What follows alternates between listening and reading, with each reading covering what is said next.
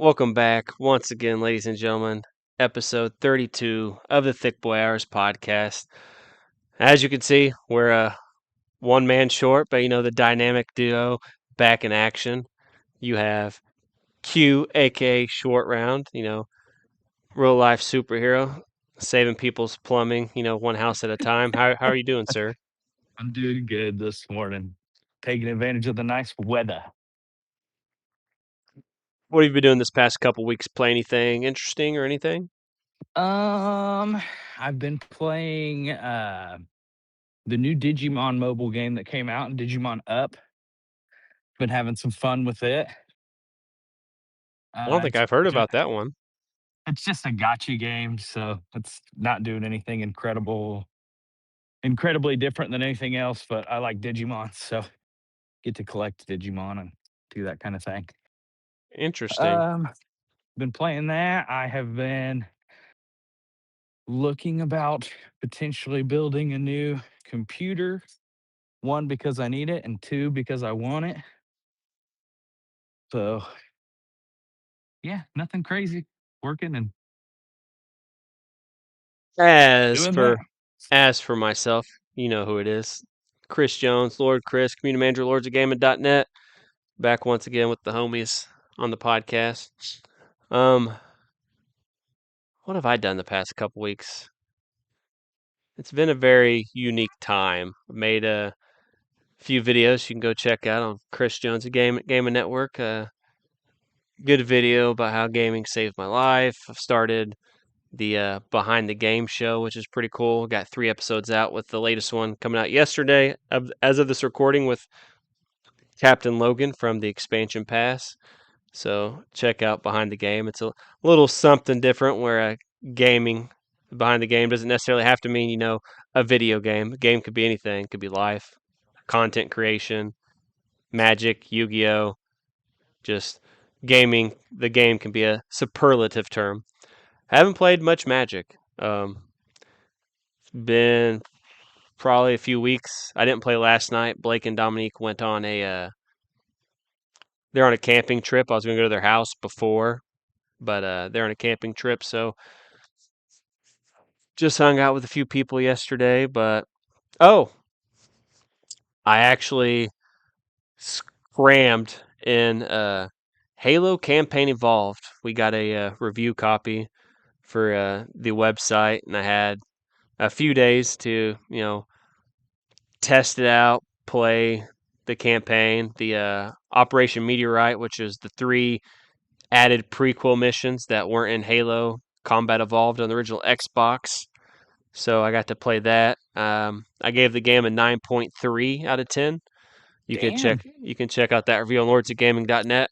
I know a lot of people ranked it in the eights, but my own personal experience, some of the stuff that they said they've seen, I didn't see, but a lot of them played a lot longer than I did. I just really beat the game and tested out some of the features and stuff like that. So 9.3 for me, but it was fun. They got some cool stuff in the game. I recommend anybody that's interested in Halo, make sure that they try it out. So, kicking off episode 32 of the Thicc Boi Hours podcast, it's ironic because last show, last show was all 3 of us, but the show before, the Dirty 30, was just you and I. And Hmm. we started this added thing so we don't always have to do comparisons. And one of these things was we pick an anime review for each other to do. Yeah, Um, it's funny because the first time you watched the wrong anime, I did. and this time Skaggs isn't here to give us his review of the anime. Uh-huh. So it's you and I again. So if you want to go first and talk about Psychopaths, I will then go Okay. and talk about Revenger afterwards. Yeah. Psychopass was a lot better than I expected. It's one of those that I had skipped over a couple times. Uh, Even though it was on like the recommended and stuff. Yeah, But I did enjoy it. I thought that it was a pretty cool premise. The whole being able to measure your, I mean, emotions really isn't the right. term for it. It's kind of measuring a lot of different things to determine your psychopath, your level of um I don't know, help me out here, Chris. Crime, I'm sure crime, crime coefficient try that's what they call it, but it's measuring like your heart rate and different chemical levels in your body to that are produced. determine how likely you are to commit the crime. Yeah. Yeah, Hi. it was a interesting anime. I don't even remember how I discovered it. I think one of my old roommates, or one of my buddies that stayed with me all the time, Trevor. He introduced me to Psycho. You remember Trevor, don't you? Oh yeah, yeah. He introduced me to Psychopaths, and The one um, thing that I go ahead. didn't like about it is that if it seems like there's inherently a flaw in the system. The Sybil system. W- Yep, yep. Yes. Where if someone didn't feel like what they were doing was necessarily a bad thing, that it really wouldn't matter to the system, you know? And you kind of, without getting into spoilers and everything, you find out that there are people who the civil system does not read them the same way it reads everyone else, or they have some sort of uh, malfunction in their body or malfunction in the code that doesn't read their crimes the same way it reads everyone else's crimes. Yeah. So to me, that was one thing that I thought was a little silly. But overall, the show, the other thing that I really liked was the pacing. I felt like that first season, the first couple episodes, you definitely get like a okay, we're just kind of going case by case, and there's not really anything connected. This is just kind of like a cop show, you know? Yeah. But as you watch it and you start seeing that, oh, wait, actually, these two things are connected, and then this is connected. And by the end of season one, I was like, this is a excellent, excellent anime. I think I ended up giving it, I don't have my notes with me that I took, but I ended up giving it a 7.5 out of 10. Not bad because I'm trying. I came up with the idea that I'm not trying to actively give you anime that like you're not going to enjoy, Yeah. but like that might provide like a unique. I don't know the word I'm looking for. Like pull out like unique thoughts or comparisons from you guys. That's why when I gave Skags like Bofuri, I don't want to take damage, so I don't want to get hurt, so I max out my defense. Like that's not a Yeah. typical Skags anime. However, you had mentioned that you had seen it and Yeah. you kind of liked it. So Yeah. that's what I'm kind of doing, and I think Psychopass for you kind of fits uh, that narrative, and I thought about that when even after watching Memories, the three short movie short The short short form films movies. in one Yeah, movie. Yeah. after watching those, I'm like, I think I picked correctly. Now, when it comes to Yeah. Psychopaths, season one, I'm pretty good at remembering everything that happens, but season two, not quite so much. And I've not watched the movies. However, Psychopaths, great. I could be happy with a 7.5. Now, Yeah. It definitely wasn't one that was in my wheelhouse, yeah, but I could appreciate it for, I like that it was truly a unique idea that, and the characters aren't not just an like isekai or something, you know? the characters aren't carbon copies of each other either. Like uh, As- Aksane Kiwamori, I think that's her name. I know I'm not gonna say it right, but like Yeah. so innocent in the very beginning, and then her character development Yep. after finding out the secrets behind the Sybil system and all that stuff, and then even becoming the lead. Uh, I can't remember all the characters' names, but in the second season, she is essentially takes the spot of the guy with the glasses, the older Yep. brother, and like you have the younger brother that turns out to be the rogue guy. And like they all provide unique stuff. You eventually see their dad. It's a very good anime. As for Yeah. me, Skaggs tasked me with checking out the Revenger or Revenger, and it was interesting. For people that don't know, there's like a master assassin. I'm not gonna say his name right. I have it pulled up here. Sui Yin. Sui Yin. It's Usuiyuen. He's like checking into like a different series of assassinations that are been ordered against a very popular or grand samurai clan called the Satsuma. Along that task, he encounters a guy named Kurima Raizo, which is a member of he's a surviving member of one of those attacks.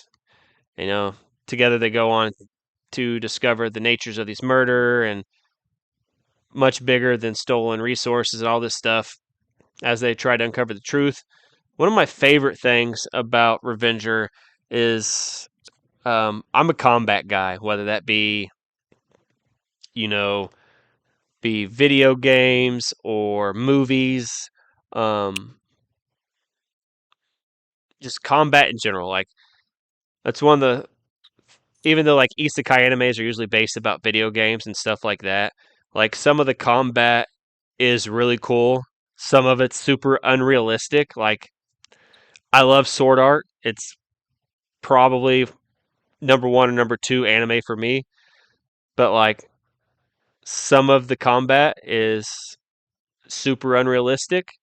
So when you see an anime like Revenger with the samurai style using the katanas and the fighting, that was one thing that really stuck out to me when it comes to Revenger.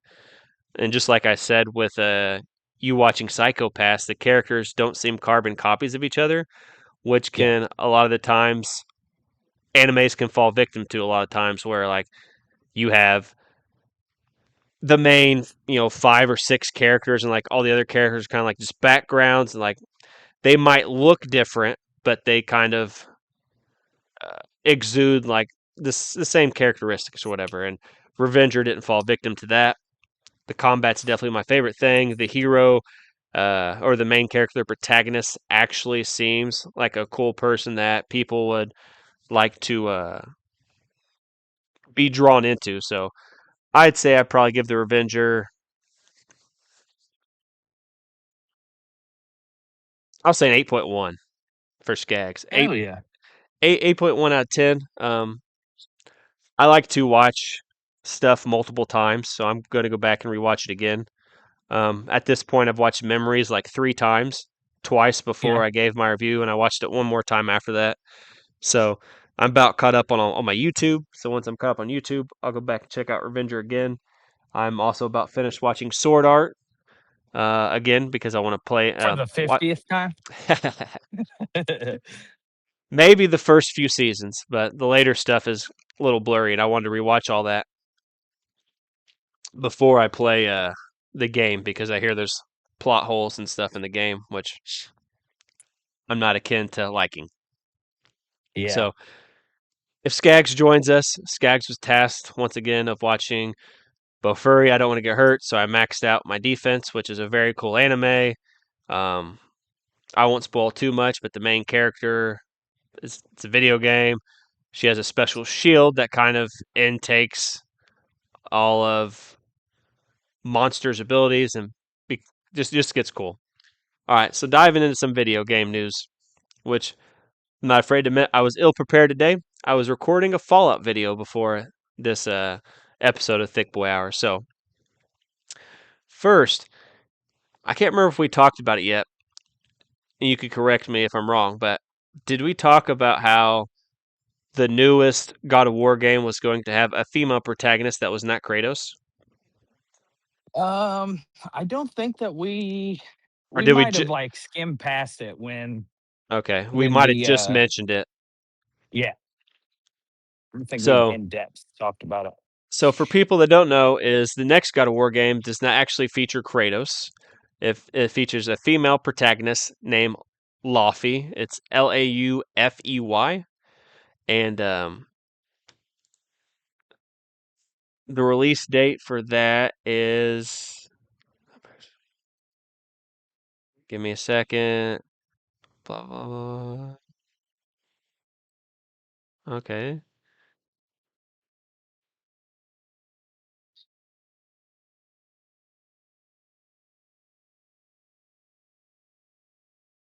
Release date of February 16th, 2027.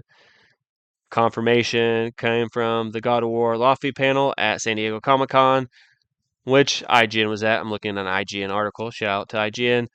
Um, After they announced it would also ship on disc, because we did talk about physical disc are going away.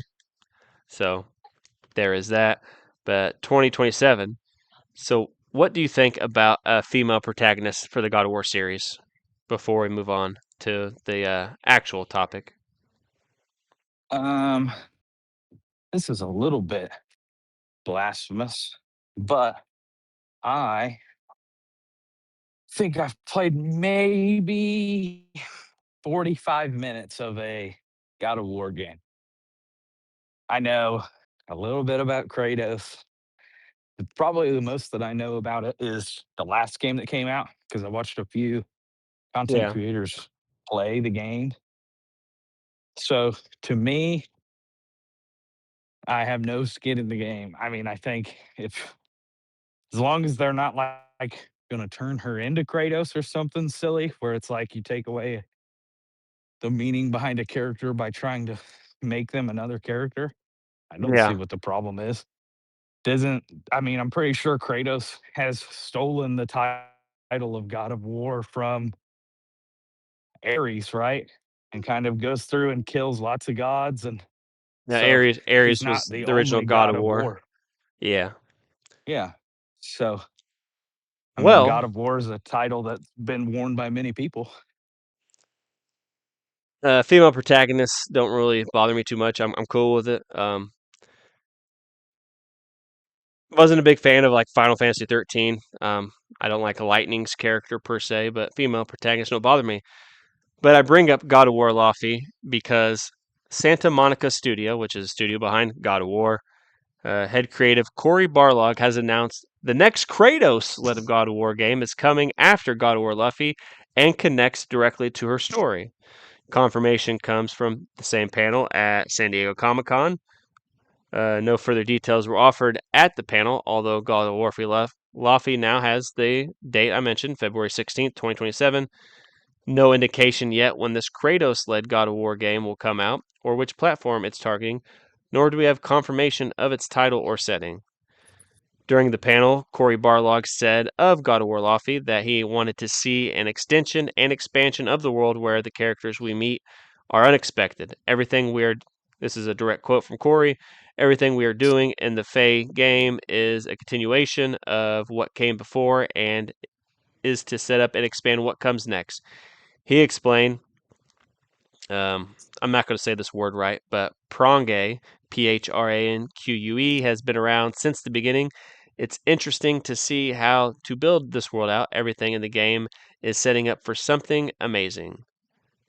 In June, following the reveal of the Fae starring character God of War, they discussed Kratos' future as the figurehead of its flagship franchise. Speaking in an interview uploaded on PlayStation's YouTube channel, Barlog said that there's always going to be a Kratos game, a position backed up by later posts from the company's official media account, which stated that the studio had many more stories to tell with Kratos. So, I guess my next Well, I question think for that you. all Go ahead. I just was gonna say, I think that all makes sense. I think that, for them to not expand and have any more characters other than Kratos is kinda crazy. Yeah, that kind of answers my question. My next question for you was, when it comes to a game like um,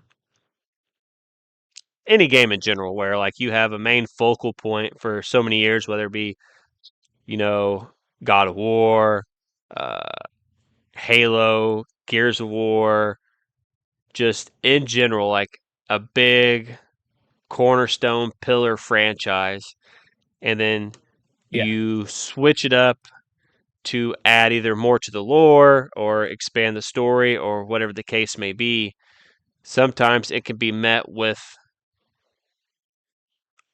I think the word vitriol is too harsh of a word. It could be met with angry fans, I guess is the word we can use, Yeah, angry fans. a lot of pushback. And we've seen that with, if you remember right, we had Master Chief for so many years. And then when Gears of War 5 came out, we had Sergeant Locke, which isn't Master Chief. Yeah. And as someone who's a Master Chief fan, Sergeant Locke didn't bother me. So I guess Yeah, it's like, I how I how think do you feel? I think that when people make games and they make, I'm just gonna pick a character that's not super popular, but it would be weird if they changed. So you have like Jack and Daxter, Ratchet and Clank, those kind of characters, right? Yeah, If they made a new game today and they said, okay, this is a Ratchet and Clank game, except we're giving you two random characters that aren't connected to Ratchet and Clank whatsoever, but they're just playing in the same world. Nobody would buy it. true. So when people make their games, I think they either have to go the Pokemon route, which is you are an anonymous character that is you in quotation marks in the game, and you are traversing this world that we've built. That's the game. Or you build a game like Halo where you're Master Chief and Master Chief does Master Chief things because he's Master Chief. And just know that when you've written that game, you're probably only going to be able to milk that so long Yeah, before people are like, I'm tired of just doing Master Chief stuff. That's why I think games like Monster Hunter work and all these things where you're kind of just you're an anonymous guy. You're becoming as strong as you can through playing the game, not just inherently being a hero character, which is fine. I play plenty of games that I like that are you're just the hero guy. yeah, But from a standpoint of making games, you can only do that so long before you're either making the same games over and over or you have to do a little bit of innovation. And it kind of sounds like God of War is doing the right thing, where they are innovating in a way that's um,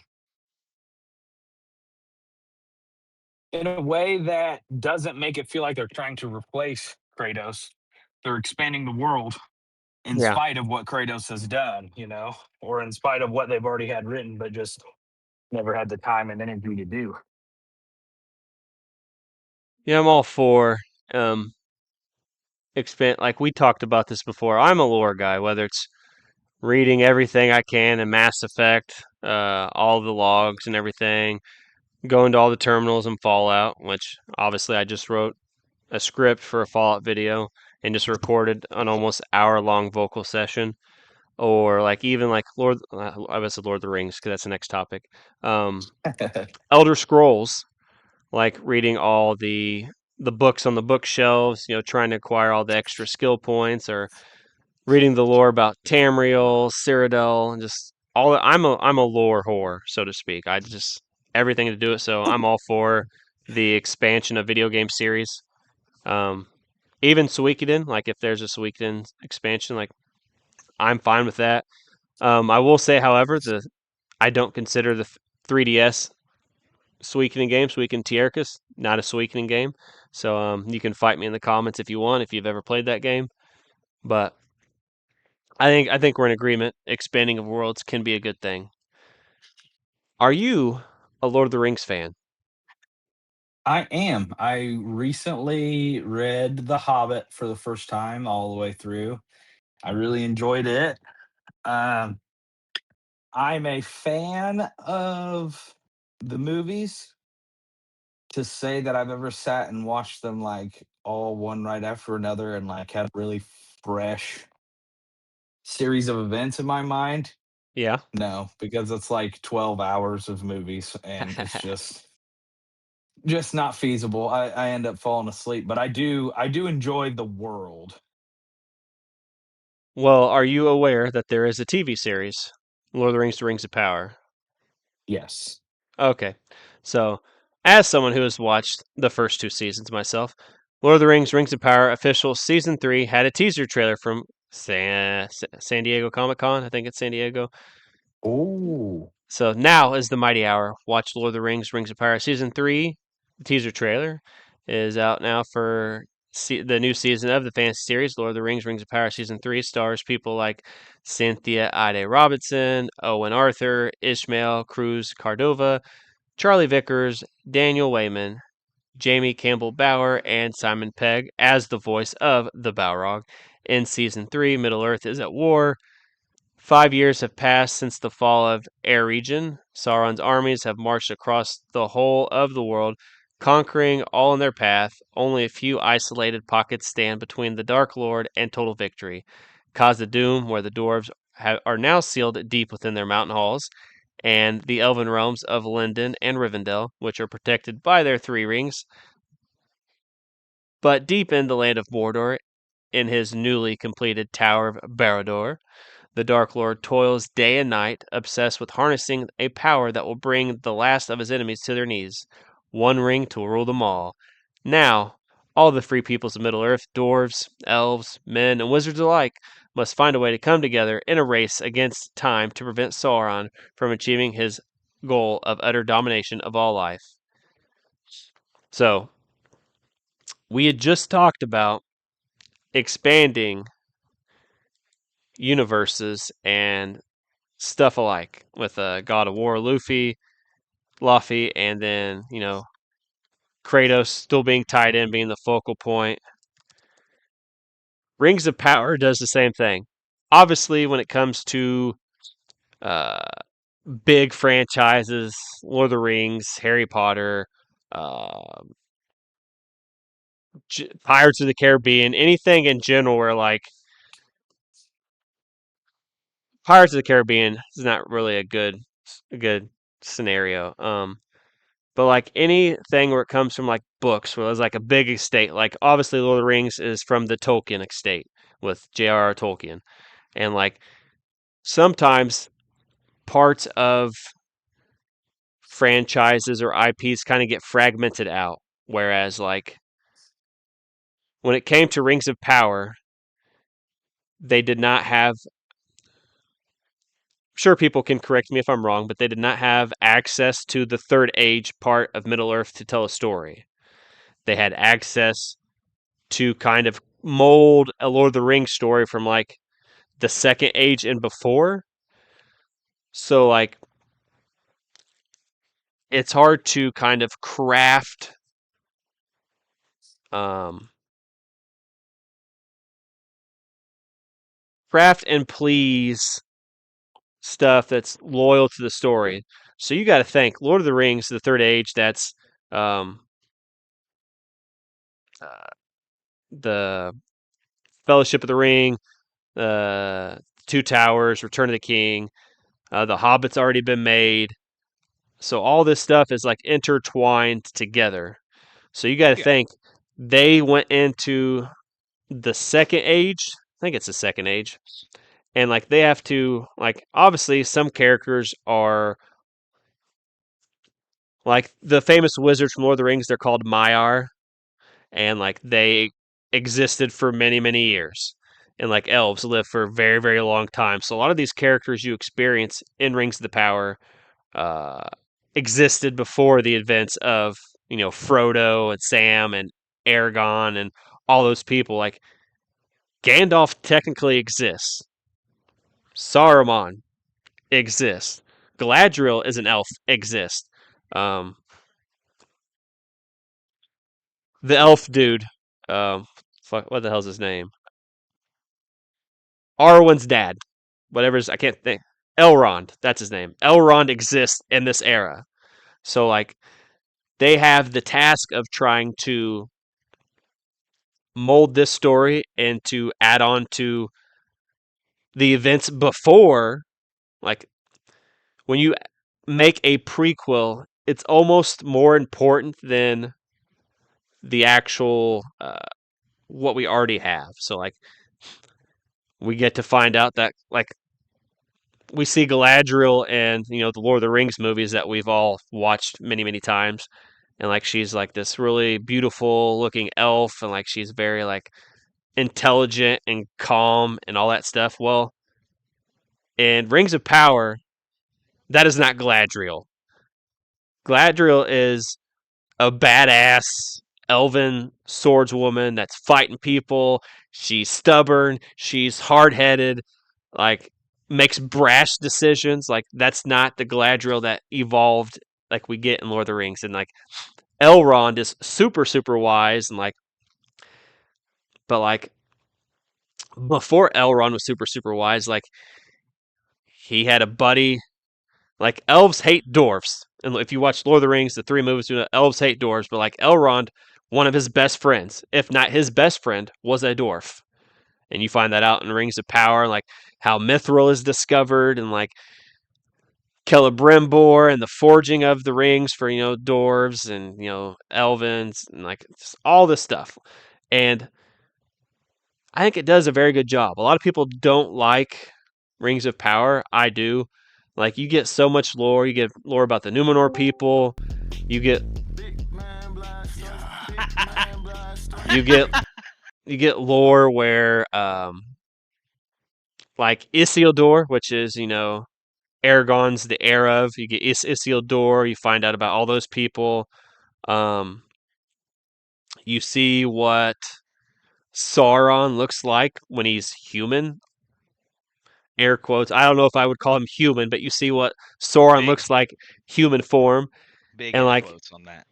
able to like transform into people. Like Celebrimbor is like some people think that he's a bad guy. If you've played Shadow of War, the video game, like some people just play that and see Celebrimbor as a bad guy because he's the one that was manipulated by Sauron to forge the Rings of Power, which ultimately helping provide the knowledge or partial knowledge to Sauron to forge the One Ring in Mordor. But like Sauron is a very manipulative guy, and you realize how manipulative if you follow Rings of Power. So I'm looking forward to season 3, Rings of Power.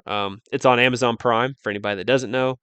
So what do you think about uh, a new season of Rings of Power? As we talked about, God of War Laufey and Kratos being tied together, with Kratos still being the main focus. We get more Lord of the Rings, more Lord of the Rings lore, and we're getting closer to like discovering hobbits. Used to be called Harfoots. They were like the prequel to the hobbits, and like the stranger we know is Gandalf. We meet Tom Bombadil. We meet him, and we get to see a lot of different people's ways of life in Rings of Power. So, what do you think about that, Q? I've watched a little bit of the first season. I had not kind of dove into the Tolkien world quite as hard as I have now at that point in time. So it just felt kind of slow for me, which is how the movies used to feel to me before I read the book. And so I think I finished season 1 and then never kept up with it, but that is one that I will go back and continue watching now that I got a little bit of lore in my under my belt as well. Um, it looked good. I saw just the thumbnail for the teaser, and Sauron in his like pre really badass Sauron armor is kind of sick.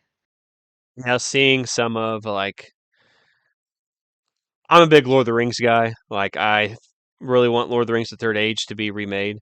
If you are familiar with that game, but like seeing like what led to like the Balrog, not spoiling anything because these are technically still kind of fresh, but like seeing what led to the Balrog being awakened, and like seeing that Elrond was actually a friend with a dwarf, back, like way back when, because obviously dwarves, elves live for extremely long times. The discovery of mithril and the rings and all this stuff was really cool. So what we're talking about, Skaggs, since you just joined, is we talked about God of War Lofty, which is a female-led God of War game, comes out February 16th next year, and they announced at the same panel as that release date that there will be another Kratos game, and Kratos will be the main focal point for the franchise. They're just tying the two stories together and expanding on the God of War lore. And then we jumped into Lord of the Rings, Rings of Power Season 3 was announced. So we're kind of talking about expanding franchises with like the Tolkien estate only gave Amazon or whoever the showrunners access to like the second age of Middle Earth to like craft this story and try to tie it together with the third age, which is what we know exists now: The Hobbit, Gandalf, Aragon, all those people, Legolas, and stuff like that. It's kind of what we're talking about. What do you think about video games and big franchises like Lord of the Rings having or getting like prequels or expansions to their stories and lore? I mean, in general, yeah. I mean, I think they're all. It's always nice to get more. I wish they would do better by like video game movies and shows and stuff like that. But I think that's something that we've asked for a while.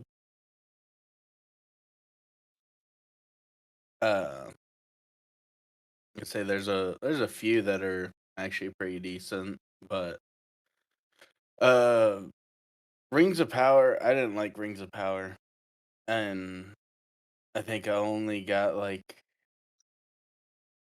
5 episodes into it. I think there's more than that, but I did not enjoy it very much. Some, but is there a Luffy movie being made or a show as well with the game? I don't know. I haven't seen that mentioned. Could Oh, be. I just oh, know about the video game. you said they were talking about Luffy and then the Rings of Power, so I didn't know if they were making a Luffy Well, show. that was just the first topic. I was trying to cram it all so you get your thoughts out on both of them. Oh, Luffy.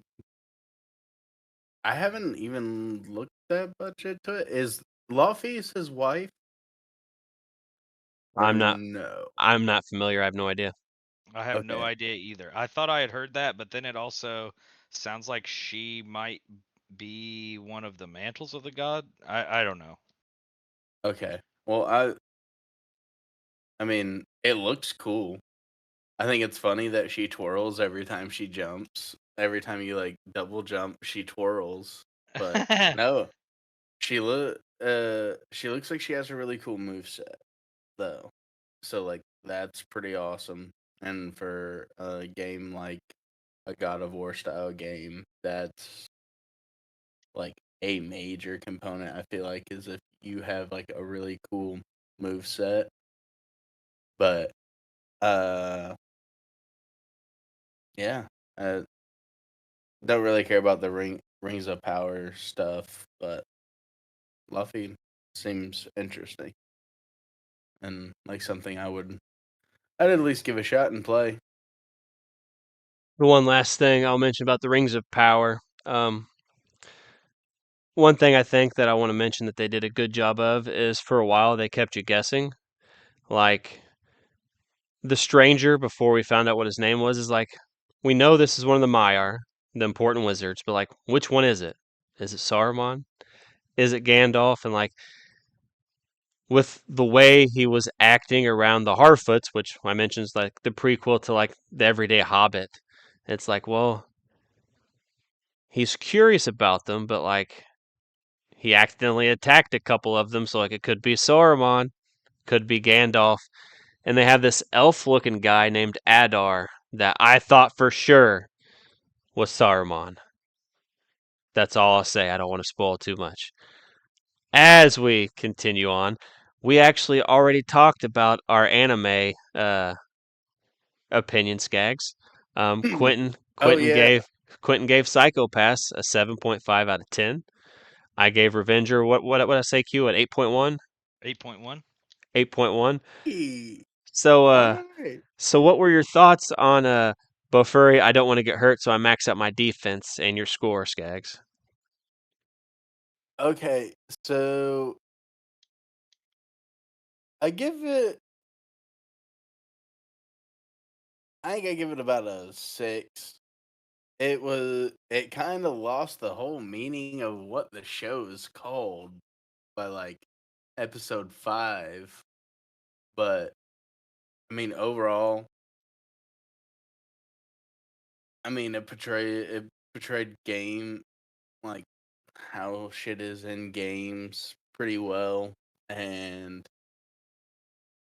uh, the characters were the characters were good. I I did like the power ups that she got later on, but the show is called "I max out my defense so I don't get hurt." Not I max out my defense until I get a Gundam and I can destroy everybody. But uh, yeah, no, it seemed pretty cool. I would kind of wish they would have at the end of the season let the one dude uh let the one dude get the better of her, because it just makes for a better story if our main character is chasing the rival, in my opinion. Like Naruto was able to do that for a little bit, and then they just ended up letting kind of One thing, Naruto outdo Sasuke. not to interrupt Skags, but the one thing I will say that I think it needs another season, um, because it kind of like it's okay. Like I'm not okay if they like if an anime ends on like a cliffhanger, you never get nothing else. Like obviously you don't want that, but like this anime that I had Skags watch doesn't really end on a cliffhanger. It's like the season just ends and then there's nothing. Yeah. Overlord kind of does the same thing. Like we get a climactic moment, but it's not even a cliffhanger. It's just like, oh, season 4 or 3 or whatever the Overlord season's on. It's kind of just over. Now we got to wait for anime to kind of be adapted.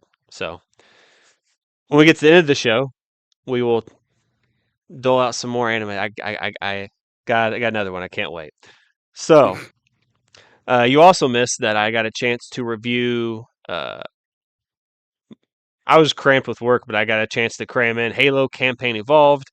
In case you were unaware, which I don't think that you were unaware because we've talked about it before. They made a remake of Halo Combat Evolved. It was called Halo Campaign Evolved. It was strictly the campaign specifically. It provided lots of accessibility features and some improvements. A lot of people have scores in the 8. I think overall Metacritic it's like 80s and 8s. Mine was a 9.3, I think is what I gave it. I didn't experience a lot of things. Obviously, I didn't have as much time. I did beat the game. Played the 3 prequel missions, which I did enjoy. Operation Meteorite, I think is what they called that. 3 prequel missions were pretty cool. There's a whole bunch of skulls in this game. Um, if you, I can't remember if I'm gonna say it right. If you find like 3 skulls in the game, you get to activate. I'm going to pull it up while we're talking about it real quick. You get to activate this thing where, let me see, which you can check out my full review on lordsgaming.net. Uh, campaign. They call it the Campaign Remix. So, after collecting any 3 skulls hidden throughout the Campaign Remix becomes available. This new mode lets players replay completed missions with randomized enemy encounters, remixed weapon placements, new visibility effects, and plenty of skull-inspired modifiers that keeps every mission feeling unpredictable. So, you gotta think, you just go into a campaign mission. Okay, the grunts are here. There's 2 jackals over there in this tree. There's hunters over here. Like it's completely different. Like there might be 2 hunters here. It was absolutely hilarious and a good time. You get to hijack vehicles for the first time, which you couldn't do in the original Halo. You get to hijack vehicles here. You get to use the energy sword for the first time in the first Halo. So I recommend Halo fans checking out. Speaking on Halo, there is a secret ending cutscene in Halo Campaign Evolved. Without spoiling too much, try to skate around this real quick. Don't want to spoil that. With this hidden cutscene,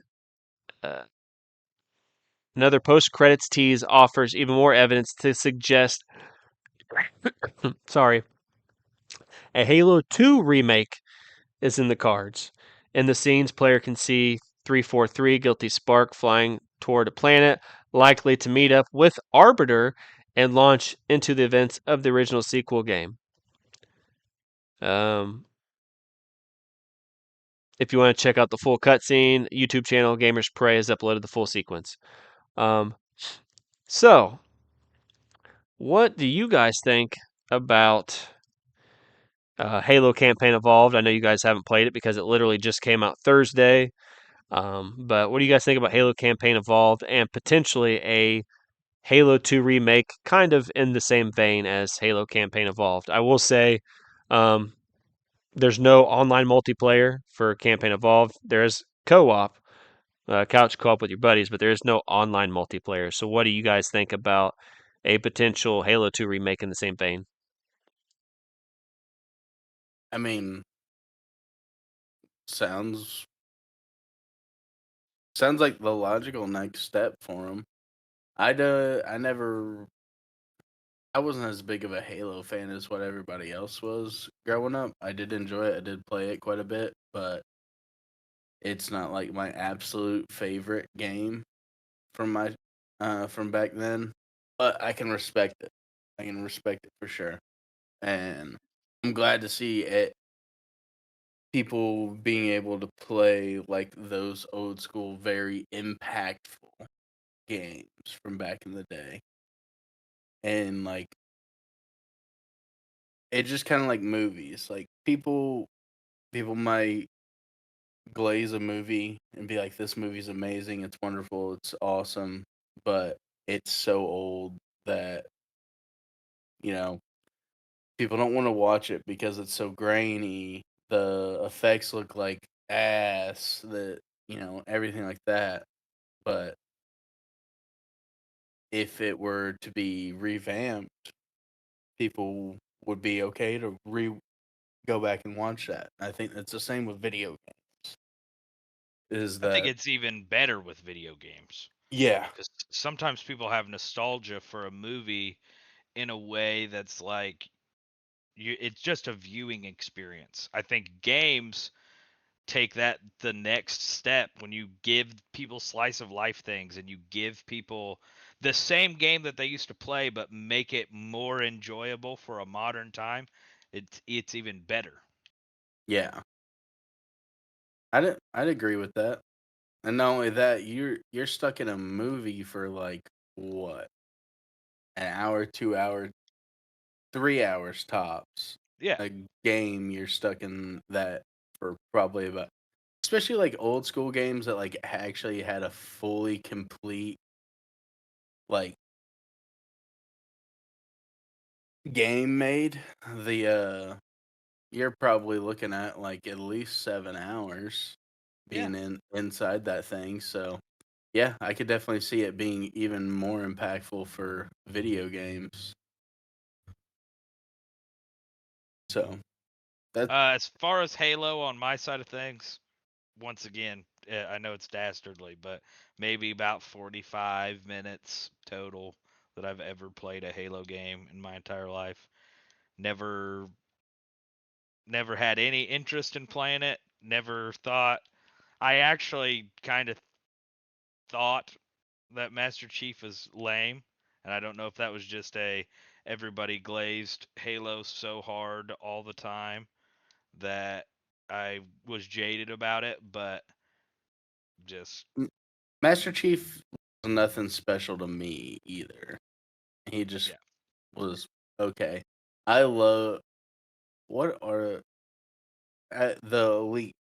The elites were like my favorite part of Halo. Oh, They is were that so the cool. alien guys? Yeah, the ones that have like the little mouths that open up like Yeah. little pincers. Oh yeah, the guys that go blog. I've Yeah. seen lots of memes with that guy. Yeah. Yeah. That dude's great. But that that guy was so much cooler to me than what Master Chief was.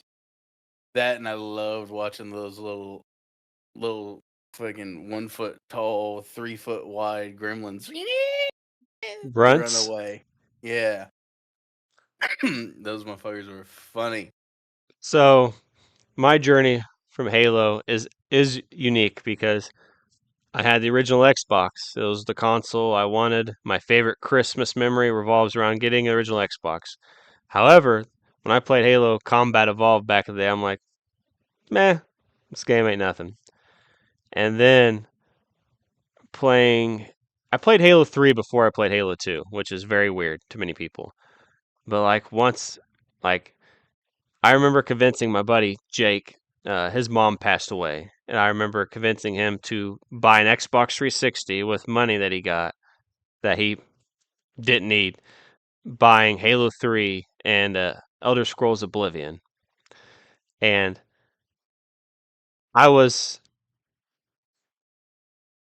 budget constraints back in the day, working at Wendy's, not really making the buku bucks at the time. But before I had Xbox Live, he had an Xbox Live account. So I'd always join as like his split screen guest. And like I was good at Halo. Like Halo was my thing back in the day. So like he's going through like the boot camp, which is where like all the training. It's like you get to play so many online games with like it's where the beginners go, and I'm going in as a split screen guest. Getting like 32 kills and maybe like one death. I'm just murking these random kids, these random beginners, probably like 8-year-old kids. I don't even know, just fucking killing these kids. And I got to meet one of my best friends, my buddy from Missouri. I went to his wedding in '09. First online friend I met. 2020, I went to visit him and his wife, stayed with him for a week. So, like, my Halo journey is completely different than a lot of other people's. But I can see, there's some people who don't like Halo. Some people prefer Call of Duty. Some people prefer Gears of War. So, understandable. I'm always for more games if they are good. Yes. So, I Yeah. actually that sums it up perfectly, Chris. More Yeah. games as long as they're good. Like I- and I'm fine. I'm fine with remakes, man. Especially some of the ones that have been coming out. Combat Evolved. I know people love Combat Evolved. Like I said, I played it and I played split screen. It was fun, but nothing I'm gonna jump out of my pants for. yeah. Uh, the Black Flag remake. For everybody fucking loves Black Flag. Everybody loves pirates. I haven't Pirates played are it yet, but cool. I'm definitely going to. I I bought it. I played it for a night, and then realized that Power World 1.0 came out, and then I was like, I was kind of jaded on it, and then looked into it, and I was like, oh shit, this is like a whole another half of the game that they added. Uh, but they they redid that. I don't. Just last night, my little brother was telling me, and I'm not sure if it's true or not. I didn't look into it, but Bethesda said that they were going to remake New Vegas and 3. That's fucking It's real. hearsay. Is it real? Yeah, So like I'm actually looking for the message from Todd Howard right now. But yeah, it's real. they I mean that those are just solid things to do. So hell yeah, I'm down for all of it. I'm down to clown. Let's see, But Bethesda. is like I would love a like here's a weird one, and I want to know y'all's. It can't be anything like mainstream. Like you gotta go pocket pick. What would you like to be remade? Because mine is Turok. I would love a Suikoden They in have a 3. new Turok. Oh, you want like the OG Turok remastered? yeah. Okay. And I I think the newest Turok is like still like 8 years old. I thought they were doing a new one like a couple years ago. If you I think don't want me so. to pick Suikoden, because that's always my go-to answer for anything to Yeah. be remade, I also won't pick Lord of the Rings Third Age because we already talked about that. Um, remake Shadow Hearts Covenant. Okay, never mind. Will retract Turok because they are making a new Turok right now. I thought I had heard something about that not too long ago. And Shadow Hearts Covenant was an old PS2 game where hold on, I'll give you the brief overview for anybody out there. It was a game that caught me off guard too. Um, oh, well, I should probably type in the name of the game correctly. I typed in Shadow Coven, took me some witch shit. Um, so Shadow Hearts Covenant is a console role-playing game developed by uh, not Nautilus, published by Midway, 2004. Midway's obviously no longer exist. It's a continuation. It's the second game in the series. I also don't like the third game in the Shadow Hearts series, so that's why we need a remake of this one. You actually get 2 game disc, providing over 40 hours of gameplay. The game's uh, itself. The story follows 6 months after the events of Shadow Hearts. In the midst of World War I, the heroes are drawn into an intriguing plot involving the demons of demonolatry, the chief advisor of the Tsar of Russia, and a man whose main character, Yuri Huga, which is the main character's past. He's a fusion guy. I don't know like what the name's called, but like he can fuse into like all these different like demons and shit. And he's really cool. But you get to follow. Uh, it has like famous locations, like we know about Paris, Wales, Florence, Italy, uh, Le Havre, Cannes, St. Margaret Island. Like these are all famous locations. Obviously, none of this stuff is like based on like real stuff, but it takes place in an era that we learned about in school, and the story is really cool. The characters are unique. Um, I've actually used. Um, there's a group that he. This isn't a spoiler, but the story gets kicked off because he gets stabbed in the heart with something called a holy mistletoe. It's like this weird item or whatever. Gets stabbed in the heart with the holy mistletoe, so like all his fusion stuff's all messed up. But the group's called Sapientos Gladios. I've used their name several times in D&D. Like this game's epic.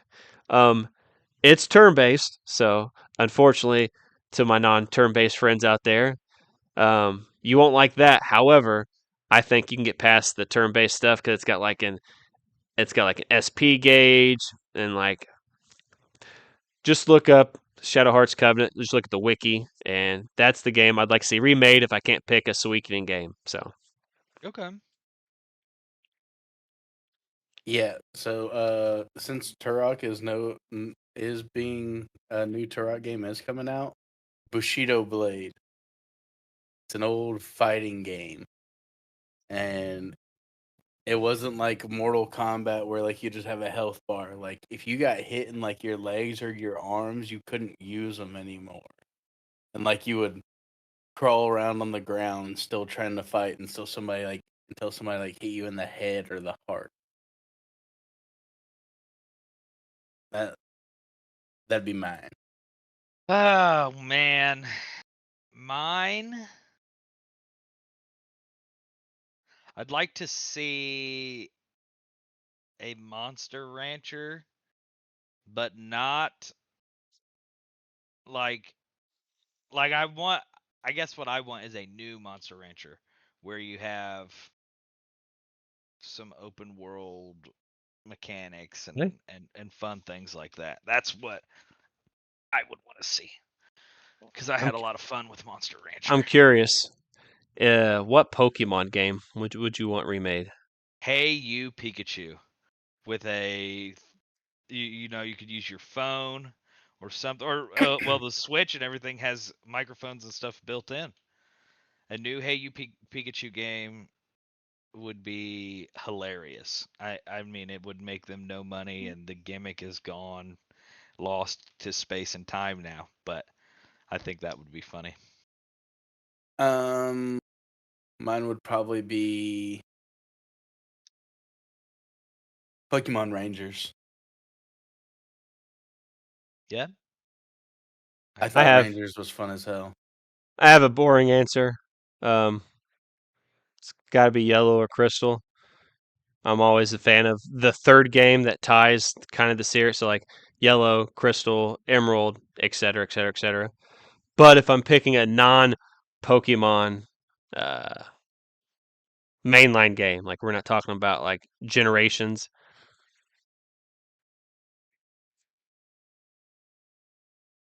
I would like to see either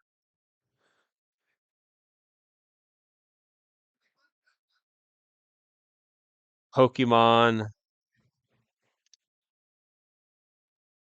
Gale of Darkness remade, or I'm a puzzle guy, so let's kick it back and go with oh, Pokemon trading card game. Give me that on the Switch too. I I knew you were gonna I totally pick that. I totally I forgot. knew you were gonna. That's They not have that. TCG Pocket is literally on your it's phone now. it's not real. It's not real. It's not real. Fake news, fake game. I was gonna say the Pokemon Puzzle League because that game was super. Oh, I got it. Sorry, Exnaldos, Okay. Axum, no Yep. TCG, no Pokemon Puzzle League. Even though I love that game, give me Pokemon Pinball. Okay. See, now I that's have respectable. I have a uh something my uncle had made. It's like this video arcade, this little mini video arcade cabinet thing where it's got a whole bunch of games on it, something like that. Like there's something messed up with it, like the games aren't in the right order. So like you could pick Final Fantasy 10 and like 6 and you play 3 or whatever. But as Pokemon Ruby and Sapphire pinball, and like that was some of the most fun I had on Game Boy Advance. So if we're not picking mainline, I will not pick Pokemon TCG, um, Puzzle League, definitely the pinball game. But I found for you, Skags, because you mentioned shit. I Ooh, had you mentioned the announcement about the Fallout 3 stuff. I'm gonna So change mine from Rangers real quick to the Fire Emblem one. That I feel like that was not done cool enough. Fire Emblem Pokemon? Yes, there was a Fire Emblem style Pokemon game that got made where the people that you recruited had a Pokemon, and Oh. I don't even but remember that one. yep, Interesting. but go ahead. I'll figure out what it's called. And while we're doing this, because the next topic is a brief Pokemon one, I want to know, and you can't pick Nidoran, and Q, you can't pick your favorite Pokemon, which I forget off the top of my head. I want to know what starter you have to pick. Like your end goal is to get your favorite Pokemon. So Skag's end goal would be Nidoking, obviously. So think about what if you're starting the Easy. Pokemon world. Okay, so this is a note Hmm. from Bethesda Game Studios because I found this because Skag's mentioned Fallout 3. I want to read this real quick. This announcement was made. It doesn't say the date till I get down to the bottom, but it was made last week, I think. Note from Bethesda Game Studios, which is Todd Howard, all that stuff. We love making these worlds as much as you love playing in them. Today, we want to share with you what's next for Bethesda Game Studios and what you can expect from us in the years ahead. For 40 years, we've built games that have entertained almost 500 million players. More than just games, these are worlds. More than games, these are worlds. Worlds for you to explore, shape, and make your own. Worlds we return to together. That's what's driving us forward. We're investing more deeply into world players love giving creators a bigger role in shaping their experiences and bringing our teams closer together so that we can get our games into your hands sooner, support them longer, and continue building along you for decades to come. This post came out after all the people got laid off or whatever from multiple studios, whatever, Double Fine, those studios went independent, yada, yada, yada. Starfield continues. With over 17 million players logging almost a billion hours to date, Starfield remains an important part of our future. As we enter year 3, we'll continue expanding the settled systems with new stories, targeted gameplay improvements, and additional updates. While preparing for the launch of the new Starborn content next year, more than 40% of players already customize their experience through creations, and will continue investing in creators and giving players new ways to make Starfield their own. By the way, for people who don't know, I have a prediction that I think that the next Elder Scrolls game map was spoiled inside a Starfield ship. It's a map of Hammerfell, so if you know what Hammerfell is in the Elder Scrolls world, you heard it from me. That's where Starfield next Elder Scrolls game is going to take place. So make sure you clip me and nobody else. Created by players, we believed in the beginning that our worlds belong not only to the people who make them, but also the people who play them. That's why we've long provided players with the tools to create their own experiences dating back to Morrowind Construction Set. This year marked another major milestone with creations for expansion of Fallout 4. Joining Skyrim and Starfield, we're proud to say creators have already earned more than $10 million in royalties from their work on these games. The future of Fallout.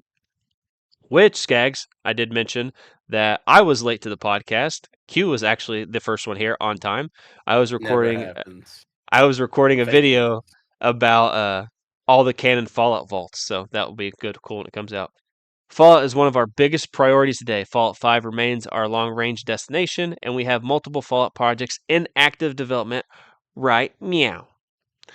Yeah. Fallout 76 continues to be home to millions of players exploring Appalachia together. With nearly 70 free updates released to date, the journey is far from over. In fact, we have a major Fallout 76 expansion planned for next year, Raven Rock, a prequel story to Fallout 3. Fallout 4, the most award-winning game in the franchise, just celebrated its 10-year anniversary and recently passed over 35 million copies sold, continuing to attract a new audience every year. We also know many players want to revisit previous Fallout experiences. While we're not announcing any dates today, we have been working on remasters for both Fallout 3 and Fallout New Vegas. I am a guy that has not played Fallout New Vegas yet, so every time I dive in, I get distracted, and so eventually I will go back and play that. Then Fallout Shelter, which I have played quite a bit on my phone, it can be addictive, continues to be the most popular way to experience Fallout on the go. With more than 250 million players, there's more ahead for Fallout Shelter, including a new season. An unscripted Fallout Shelter television project is also in the works with our partners at Amazon Studios and Kilter Films. We'd like to congratulate Kilter Films and Amazon Studios on 10 Emmy nominations for Fallout Season 2, which I have watched. Production on Season 3 is already underway. And while we won't host a traditional Fallout Day broadcast this year, we're already planning something special for Fallout's 30th anniversary in 2027 when Fallout Day will be celebrated live in Washington, D.C. Studio collaboration. This is interesting because I wrote an article 3-4 years ago saying who could make Fallout 5, and there were 3 options. I said Bethesda, uh, In Exile, or Obsidian. So remember that. A Wasteland continues to expand as we team up once again with our longtime friends at Obsidian Entertainment. They are the people that made Fallout, not 76, Fallout New Vegas. We're happy to confirm they're working with us on a new Fallout project. We'll have more to share in the future. Obviously, Bethesda isn't the one that created Fallout. There was a studio like Black City Isles or something like that. I can't remember the exact name, but they split up, and people from there went to Bethesda, they went to Obsidian, and then they went to In Exile. And so that's why I named those 3 people, but Obsidian did a good job on Fallout New Vegas. It's highly touted as the best Fallout game, so. We're also bringing teams closer together across Bethesda. ZeniMax Online Studios will partner closely with Bethesda Game Studios on the Elder Scrolls franchise while continuing to deliver incredible new experiences for the Elder Scrolls Online. Season 1, The Return of the Thieves Guild, which we have an interview. Check that on Lords of Gaming YouTube channel. Season 1, The Return of the Thieves Guild recently launched, and the team has more planned for the future. By aligning more directly across the franchise, we can create even more better experiences for players. I was also a part of that interview. Bring our teams closer together. This is helpful to build stronger foundation for everything we create, which they want to just Elder Scrolls, Fallout, Elder Scrolls, Fallout, back to back to back. It's all about milking the cow. The Elder Scrolls and beyond. The foundation extends beyond our teams to the technology, tools, and systems that will power the next generation of Bethesda RPGs. Our teams are now developing The Elder Scrolls 6 and Fallout 5 on the Creation Engine 3, a shared technology platform we've been building since Starfield's launch. It allows our teams to support multiple projects simultaneously with new tools, rendering, and systems that define our games. Fallout 5 is currently in pre-production. The Elder Scrolls 6 is our primary development focus today, with the majority of our team currently working on the next chapter of the franchise. With over 65 million copies sold, players are still exploring Skyrim 15 years later, but we know it's been a very long wait for the sequel. Yes. Yes, it has. They made the teaser at like 2018, 2019, something like that. The next chapter is on its way where we plan to be loving how it looks and playing it every day. The road ahead.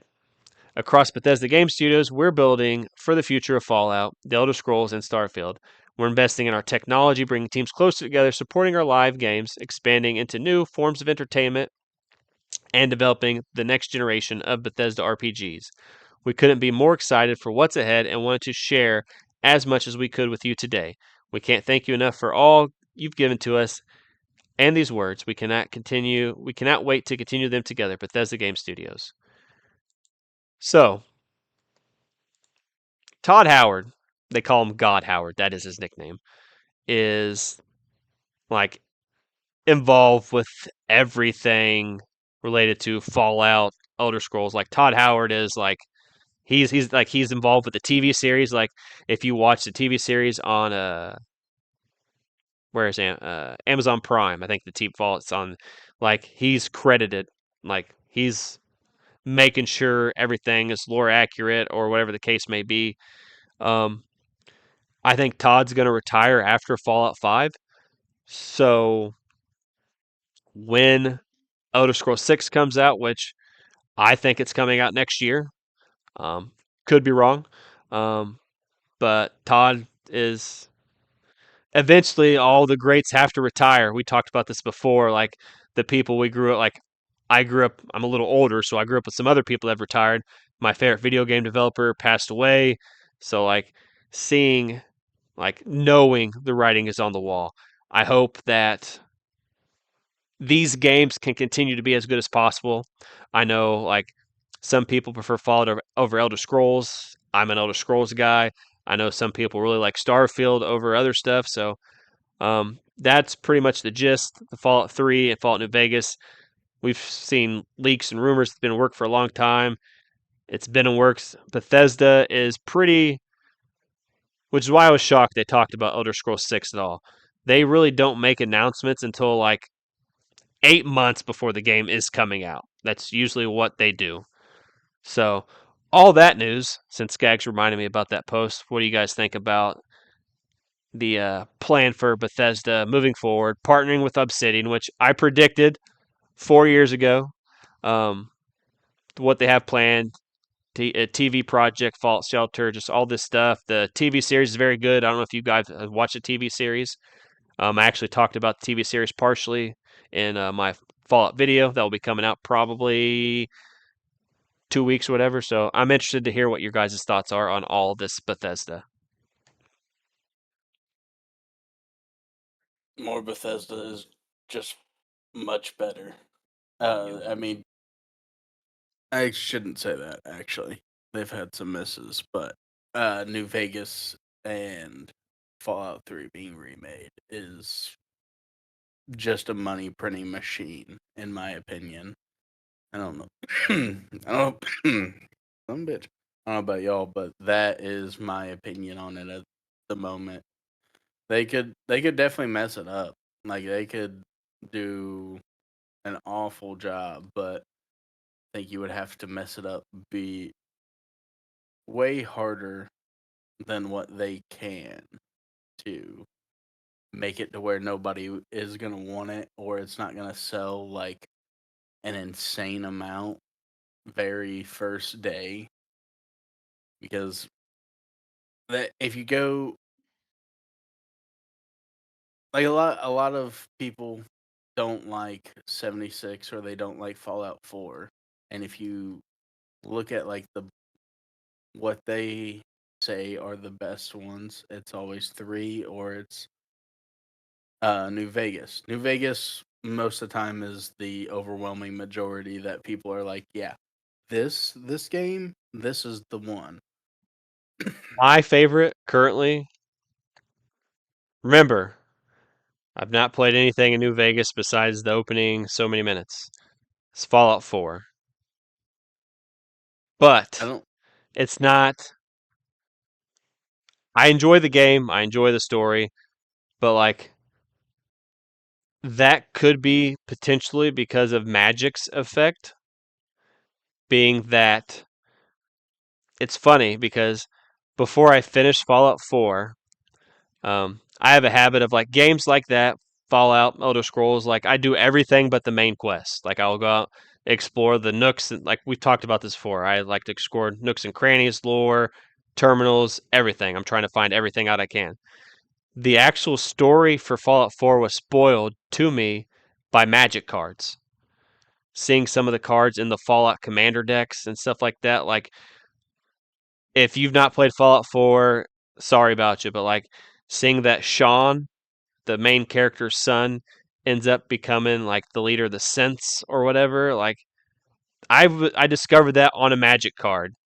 So like maybe Magic has an effect on me for Fallout 4 being my favorite, and otherwise it would be Fallout 3 for me. Sorry, go ahead. it gives you the ability to have a connection with some of the characters and everything in there and that I Absolutely. don't know about Q, but that is actually like a really big part of like Fallout to me at least is like the connections that you make with like the the characters in there. Yeah. Yeah, So absolutely. I think before Q goes real quick, I think that is what draws me to like don't get me wrong, the main character has to have some personality or like be impactful in some way. But for me, when it comes to a game like Fallout, uh, any game with companions or people that you meet, um, the more unique or profound impacts they have is kind of what pulls me further into the game. Like Mass Effect is a good example of like, uh, and I like Mass Effect way more than I do Starfield. The main character is impactful. He has meaning. Your allies and comrades, the people you meet, are all important. And I feel like Fallout 3 and some of Fallout 4 does a very good job of like kind of like pulling you into those characters and stuff like that. And that's why I really enjoy Mass Effect because Mass Effect is probably one of the best games that like trilogy wise, uh that continue on the previous game. So like you said, with the characters like pulling you in and having different impacts is very important. yeah, like oh, I think New Vegas might be the best one for like companions. Like you get the coolest companions in there. Like Rex. Rex is so cool.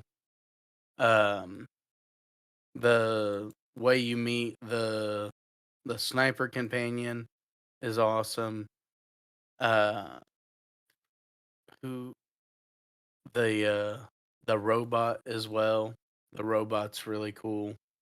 Don't you get God and Dog in that one? Yes, you do get God and Dog in that one, and God and Dog are really cool. Is God and Dog like one person, or is that like Yeah. Mhm. okay? It's a super mutant with a split personality. Personality. Gotcha. He That just sounds flips his funny. name around. That's hilarious. So, like, the companion wise, New Vegas, I think, has any of them beat for sure. So I'm hyped. I can't wait for them to actually finish it. I know it's gonna probably take like 5 years for them to do it, but because for whatever reason, I feel like they're gonna do Fallout 3 first, and then they'll do New Vegas. They did an Sad. awesome job with what was it, Oblivion? Yeah. So Played quite a bit of it, so yeah. I don't see why they wouldn't just stick to that same exact thing, make the same exact game that people want, just Looks better. looks better, plays better, and they will win every time. Like you said, they're literally about to start printing money. I would like to So print some money. Yeah, I wouldn't mind. telling me. So, shout out to Bethesda, the teams working together.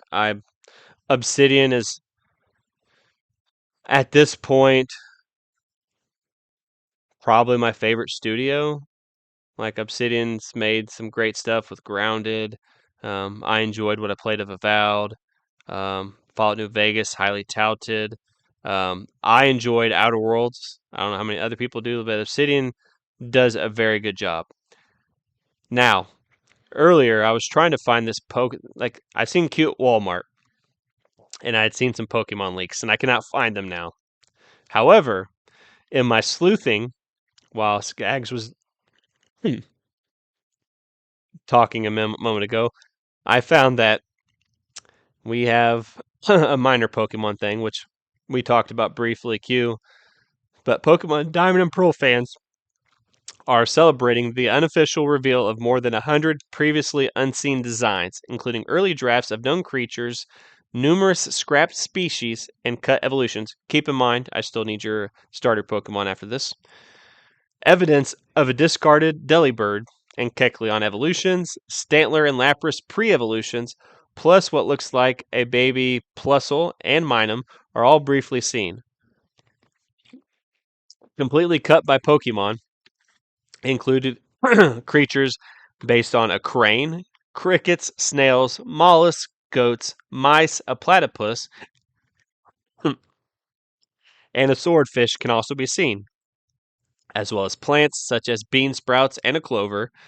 There are even the different designs for region starter Pokemon, such as a foam-headed water type dog and a grass type wolf. The source of these designs is a long-lost documentary made by Pokemon developer Game Freak that has never previously been seen in public.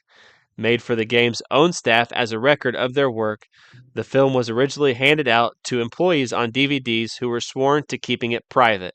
Now, 20 years later, the documentary has finally been obtained and painstakingly sifted through by a team of fans.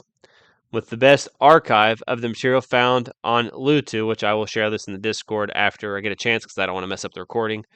The full documentary itself can now be seen on YouTube for now, and more permanently via the Internet Archive. And this That's has, awesome. and like I said, I will share it in the Discord after we get done recording. As you might expect, fan excitement around the documentaries. Pokemon Conquest, by the way. That was Oh. the Fire Emblem game. Okay, that sounds familiar.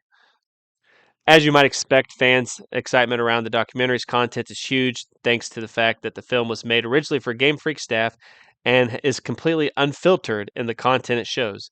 Game Freak guards its Pokemon design process with enormous secrecy, and it's unlikely this documentary would even be made today. For many fans, the creation of games such as Pokemon Diamond and Pearl is something to be explored and celebrated as a part of the gaming's history that they want to see preserved. Of course, there's natural interest in the many designs that have been left on the cutting room floor, but also peek behind the curtain at series development. The documentary includes almost an hour of footage shot with Game Freak's offices, showing employees alternatively working and goofing around in the process used to design the Sinnoh region. From sketches to paper, maps to real world, models made using blocks. With such enormous secrecy around the creation of new Pokemon games, chances to get a peek behind the curtain are few and far between. The only release of scrap Pokemon details to rival this in recent years has been the infamous Pokemon Terror Leak. Shout out to the boy Typhlosion and whatever people want to lie about my boy, which originated as an illegal hack of data from Game Freak's internal servers. Even 20 years on, there's even clues to Pokemon that feature in the future. New Pokemon generations have regularly been featured updated versions of previously cut designs, and indeed, the documentary shows creatures that have strongly resembled the finished looks of Rowlet and Sandygast, finally released years later. One particular design here catches the eyes, a yellow Shellos. This is a creature fans expect to pop up in next year's Pokemon Wind and Waves for Switch 2 after mention of it in this year's Pokemon Pocopia. So, what do you fellas think about this? I'm glad you read through the article because I asked you a little bit if it was like pertaining to they thought some of these leaks were going to be in the new game, and I like that that seems like it is the case. People are kind of coming through to see. Because one thing that I've always heard is that they do not get rid of any designs. So if you make a Pokemon design, you work for Game Freak and you make a design, that is technically an official Pokemon in the sense that it belongs to them, and at any point in time they could use that design. So it Mhm. makes sense that if we're looking at something like this, we could potentially, I mean, any of those Pokemon that you see in that documentary could potentially be Pokemon that we see for the rest of time now, which is really, really cool. That's why I like every time they do the breakdowns where they will get like the ROMs that people were playing of like Silver and stuff at the old game conventions, and they will like data mine them, and you can see silly pre-evolutions and like stuff that clearly was just placeholders, but they're like designs, beta designs, alpha designs of Pokemon that we ended up getting. I love that stuff. I want the old evolution for War Turtle back. There, I said it. I'm going to share it in the podcast thing. This is the YouTube video. So you guys can watch it later. Drop that picture of the War Turtle that you're talking to. I want to see if it's the one that I'm thinking of.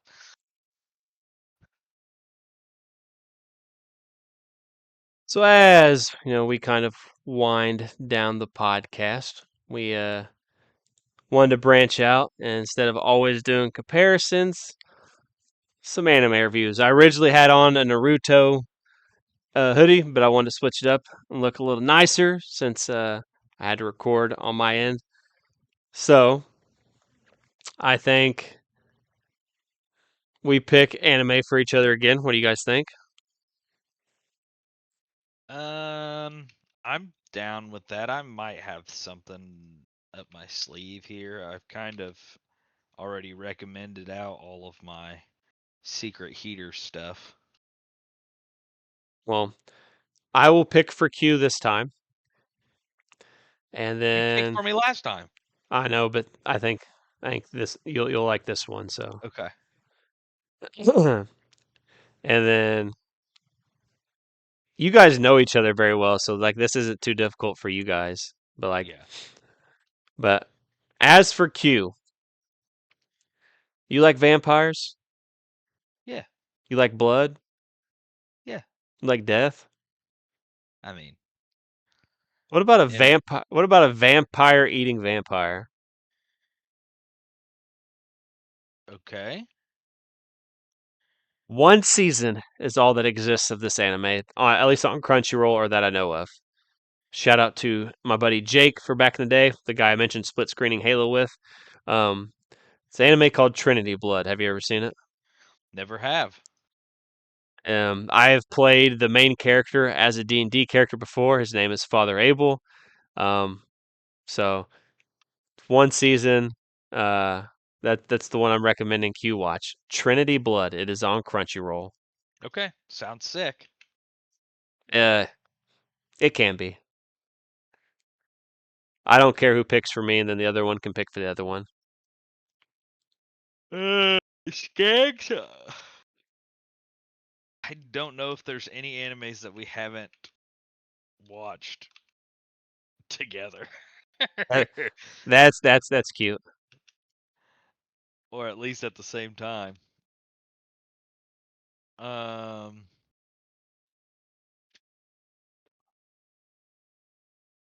Let me see. I can pick one for Skags if you guys can't come up with one. I got plenty. Yeah, you pick one for Skags, and then maybe Skags and I can collectively come up Okay. with one for you. I'm gonna give you a movie, Skags.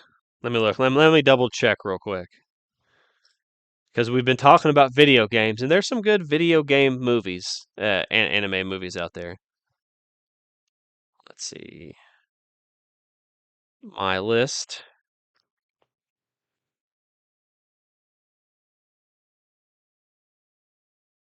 That has 4 seasons, so not that.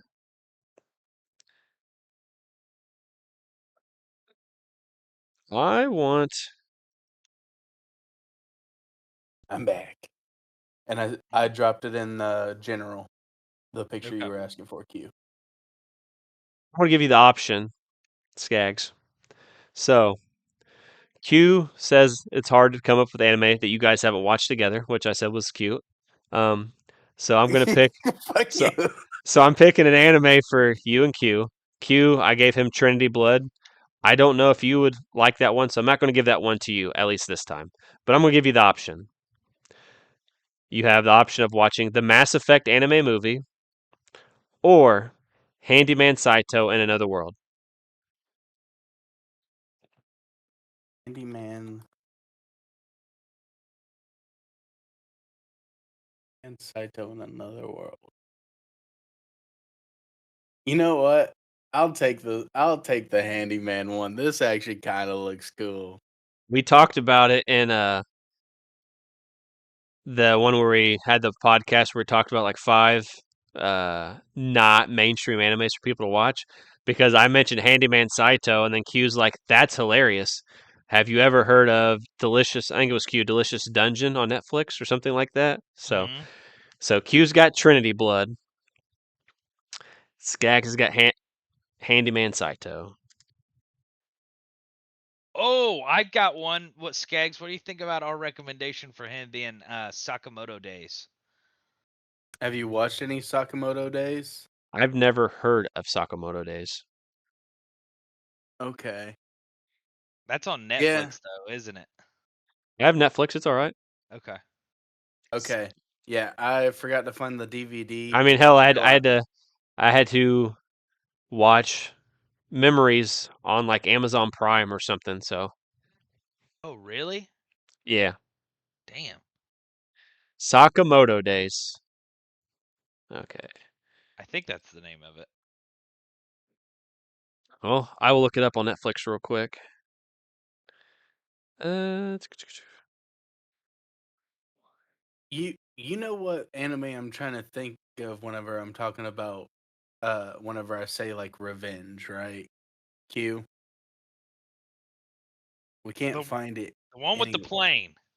Yes. The guy's on the Yeah. plane. He's like in a World War II plane, and he gets sent back in time, or not back in time. He gets sent to like a different realm, right? But that's the plane guy is not even our main character. Our main character No, but guy. yeah. Yeah. Yeah. That's the So one I I'm trying to spent find. the last time we recorded trying to find it as well, and I could not find it. It's lost media, dude.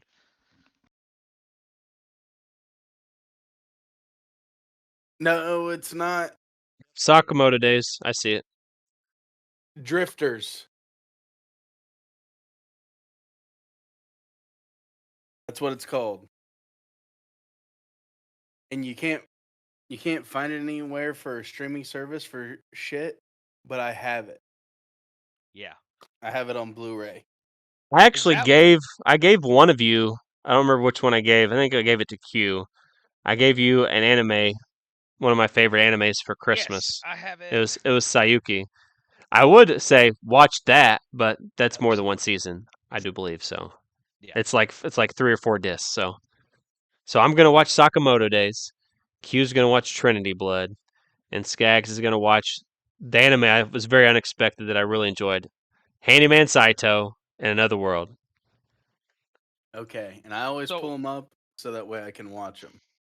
so Revenger, I thought Revenger was the one that was that one you were trying to get him to watch. Is that correct, Skaggs? Uh, Like you Drifters is what you thought Revengers was? I thought yes. I Okay. got 'em mixed up. But have you watched Revengers Q? No, that's what he was like describing it to me, and I'm like, I don't think I fucking watched this. No, Revengers is a badass anime, Okay. but Drifters is fucking stellar. Oh my god, there's 4 discs to it. Maybe we haven't watched all of Drifters there, bud. Date night.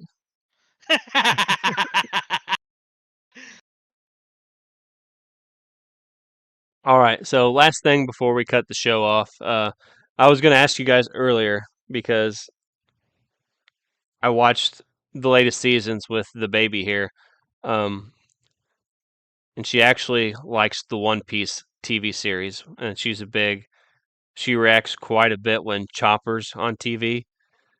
So Old Chopper. it's kind of cute and funny. I was gonna ask you guys, have you watched the new season of Fallout, the Avatar TV series, which is awesome, really good, or the One Piece TV series? The I have Avatar. watched One Piece. I have watched none of the live action Avatar. Um, Season 2 is really good. They're both and seasons are good. So what was the third one that you said? One Piece, Fallout, Avatar, new Fallout. season of Fallout. Yes, I watched Fallout. I have not watched the newest season of One Piece, but I enjoyed it because it literally takes all of the filler and shit out of One Piece and lets you just like enjoy the stories are cool in One Piece. It just takes so fucking long to Yeah. get there, that's why it's the big meme of like the never ending, you can never finish it. Yeah, without spoiling like so much that like we get to see so many characters we know from the anime a lot quicker. Like um, I can't say too much because that would technically be a spoiler. And the season like literally just came out not too long ago, but I definitely recommend watching all three of them. The baby really likes uh, One Piece and Avatar. She's Yeah. really her eyes are glued to the TV when they're doing all the bending and stuff. So it's pretty cool. Um, as for the Thick Boyars podcast, we're here almost every bi-weekly chance. We've missed maybe 1 or 2 shows, but 32 episodes down after today. You got to think that's 64 weeks, and we've missed a couple shows. So, like, we've been doing this probably for about 68 weeks at this point, and that's over a year. So we'll keep going till the wheels fall off, Hell and yeah. enjoy hanging out with the homies. So as for my good buddy Q, my partner in crime, dynamic duo, you can find him nowhere on social media, like I say every time, because he's not there. You can, however, find him in a future episode of Behind the Game, as What? you can find Skaggs on there as well. But hopefully we'll record that soon. Maybe today after the podcast. Who knows? As for Skaggs, who actually has some social media. You can find him on Twitch, Dodgy Yeti, Twitter, vintage_ISO. You can find him on YouTube, Dodgy Yeti. Content's been kind of slow. I've been not getting no Skags content lately. Wait, Yeah, come on. I'll just say this: life has been a little bit wild for me at the moment, and Felt. Definitely it felt. it will probably chill out sometime around October. As for me, I'm on all social media: Facebook, Twitter, Threads, LinkedIn, Blue Sky, Fuse, Mastodon.